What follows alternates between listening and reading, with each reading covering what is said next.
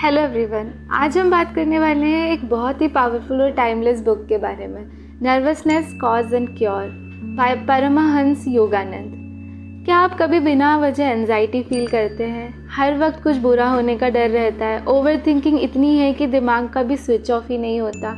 अगर हाँ, तो ये समरी आपके लिए है। इस बुक में योगानंद जी ने नर्वसनेस को सिर्फ एक मेंटल प्रॉब्लम नहीं मानते, बल्कि वो कहते हैं कि ये हमारी लाइफ एनर्जी के इम्बैलेंस का रिजल्ट है और सबसे अच्छी बात, इसका क्योर पॉसिबल है। तो चलिए समझते हैं कि नर्वसनेस होती क्यों है और इससे ओवरकम कैसे किया जा सकता है। चैप्टर 1, नर्वसनेस क्या है। योगानंद जी के अकॉर्डिंग नर्वसनेस का मतलब है हमारे नर्व्स और माइंड की अपनी नेचुरल हार्मनी खो देना। आज की फास्ट पेस्ड लाइफ में हम कॉन्स्टेंटली स्ट्रेस, फियर, कंपैरिजन और अनसर्टेनिटी से घिरे रहते हैं। हमारा माइंड कभी कभी फ्यूचर की टेंशन में होता है तो कभी पास्ट की मिस्टेक्स को रिपीट करता रहता है। लेकिन प्रॉब्लम सिर्फ सिचुएशंस नहीं है, प्रॉब्लम है उन सिचुएशंस पर हमारे रिएक्शंस। दो लोग सेम सिचुएशन फेस कर सकते हैं, एक काम रहकर सोल्यूशन ढूंढेगा जबकि दूसरा पैनिक कर जाएगा। डिफरेंस सिचुएशन में नहीं, इनर स्टेट में है। नर्वसनेस के major causes, chapter 2। Yogananda ji nervousness के कई रीजंस बताते हैं। पहला, एक्सेसिव वरी। हम अक्सर उन चीज़ों की टेंशन लेते हैं जो अभी हुई ही नहीं है, या अगर फेल हो गए तो, या अगर लोग जज करने लगे तो, या फिर अगर कुछ गलत हो गया तो। ये व्हाट इफ थिंकिंग हमारी एनर्जी को ड्रेन कर देती है। दूसरा, फियर सर्वाइवल के लिए ज़रूरी है, लेकिन क्रॉनिक फियर डिस्ट्रक्टिव बन जाता है। फेलियर का फियर, रिजेक्शन का फियर, लॉस का फियर माइंड को कॉन्स्टेंटली अलर्ट मोड में रखने की कोशिश करता है। तीसरा है over stimulation. Excessive work, social media overload, lack of rest, constant busyness भी नर्वसनेस को इंक्रीज़ करती है। हमारे नर्वस सिस्टम को भी रिकवरी की ज़रूरत होती है। चौथा, negative emotions. Anger, jealousy, resentment और गिल्ट, ये इमोशंस हमारी मेंटल एनर्जी कंज्यूम करते हैं। Part 3, calmness is a super power. Yogananda ji कहते हैं be calmly active and actively calm. यानी काम करो, एम्बिशियस बनो, गोल्स परस्यू करो, लेकिन अंदर से शांत रहो। कामनेस का मतलब इनएक्टिविटी नहीं होती। एक डॉक्टर इमरजेंसी में भी काम रह सकता है। एक पायलट टर्बुलेंस के टाइम पैनिक नहीं करता। क्यों? क्योंकि उन्होंने अपने माइंड को ट्रेन किया होता है। इस तरह हम भी प्रैक्टिस से कामनेस डेवलप कर सकते हैं। एनर्जी मैनेजमेंट, बुक का एक इम्पॉर्टेंट कॉन्सेप्ट है लाइफ एनर्जी। योगानंद जी कहते हैं कि नर्वसनेस तब होती है जब हम अपनी एनर्जी को वेस्ट करते हैं। Excessive talking, unnecessary arguments, over thinking, constant worrying, ये सब एनर्जी लीक्स हैं।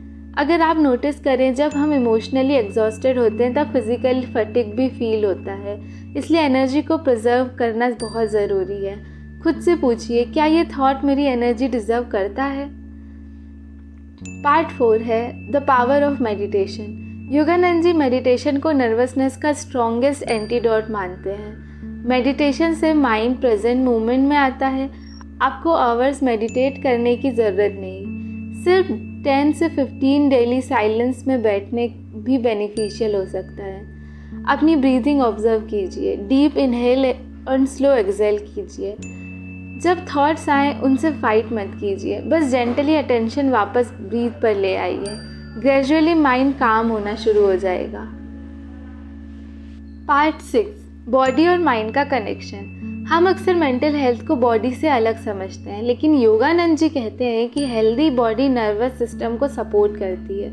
Proper sleep, balanced nutrition, regular movement, fresh air, ये सब इमोशनल रिजाइलेंस को इम्प्रूव करते हैं। अगर बॉडी एग्जॉस्टेड है तो माइंड भी ज़्यादा रिएक्टिव हो जाता है। इसलिए सेल्फ केयर लग्जरी नहीं, नेसेसिटी है। Part 7, live in the present. Anxiety future में रहती है, रिग्रेट पास्ट में, पीस प्रेजेंट मोमेंट में हो सकता है।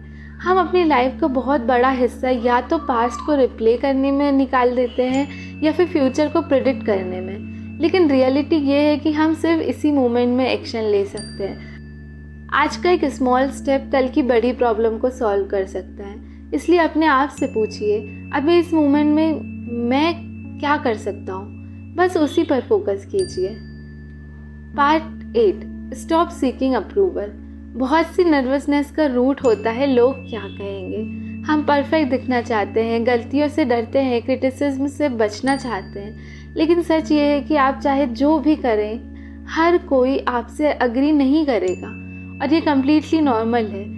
इनर पीस तब आती है जब आप अपनी वैल्यूज़ के अकॉर्डिंग जीना शुरू कर देते हैं, ना कि हर किसी के एक्सपेक्टेशंस के according. Part 9, faith over fear. Yogananda ji spirituality को भी इम्पोर्टेंस देते हैं। उनके अकॉर्डिंग फेथ एक इनर स्ट्रेंथ प्रोवाइड करती है। फेथ का मतलब सिर्फ रिलीजियस बिलीव नहीं है, फेथ का मतलब है ट्रस्ट। ट्रस्ट कि आप चैलेंजेस हैंडल कर सकते हैं, ट्रस्ट की डिफ़िकल्ट फेजेस टेम्पररी होते हैं, ट्रस्ट की लाइफ में मीनिंग और पर्पस है। जब फियर और फेथ दोनों साथ एग्जिस्ट करते हैं तो जिस इमोशन को आप फीड करते हैं वही ग्रो करता है।